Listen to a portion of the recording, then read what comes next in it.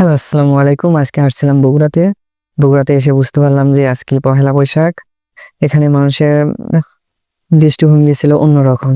এখানে শহরে এসে বুঝতে পারলাম পহেলা বৈশাখ, অথচ গ্রামে এর কোনো ত্রুটিও আমরা বুঝতে পারলাম না। আসলে এরাই বাংলার ঐতিহ্যকে ধরে রেখেছে। এদের আশ্চর্য রকমের সেটআপ দেখে আমরা অবাক হয়ে গেলাম। এরকম ভয়ানক সেটআপ আমরা কখনো দেখিনি। এদের কাছে ভয়ানক সব প্রযুক্তি। আবার কিছু ক্যামেরাম্যান ভয়ানকভাবে তাদের এসব ভয়ানক প্রযুক্তির ছবিগুলোকে শুট করতেছে। তো চলে আসলাম বগুড়া সাতমাথায়। আজ বগুড়া সাতমাথায় এতটাই জ্যাম যে আসলে ঢোকাই যাচ্ছিল না। বগুড়া সাতমাথায় একবার হারিয়ে গেলে হয়তো আর নিজেকে খুঁজেই পাওয়া যাবে না। আমি আর কখনো বগুড়া শহরে এত বড় জ্যাম দেখি নাই। এখানে শুধু মঙ্গল গ্রহের এলিয়েন আর এলিয়েন আর এলিয়েনদের গাড়ি।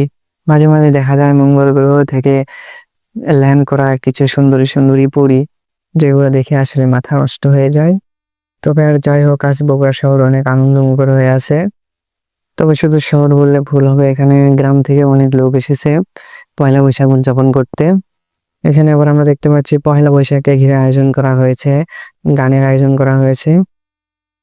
মানুষজন এমন ভাবে বসে থেকে গানগুলোকে উপভোগ করতেছে যেন তারা গান নয়, তারা বাহুবলী মুভি দেখতেছে।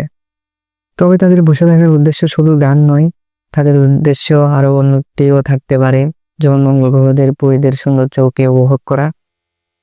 দেখতে দেখতে আমরা চলে আসলাম ঘুষখোর প্লাজা, পুলিশ প্লাজাতে। এখানে এসে আবার কিছু অন্য রকমের এলিয়েনদের দেখতে পাচ্ছি। এরা আবার পুলিশদের সাথে টাঙ্কি মারতেছে। আমরা শোরুমের ভিতরে ঢুকে গেলাম। এখানে দেখি মোটরসাইকেল নীরব দৃষ্টিতে আমাদের দিকে তাকিয়ে রয়েছে। এখানে দেখি আবার সিঁড়িও ওঠানামা করতেছে।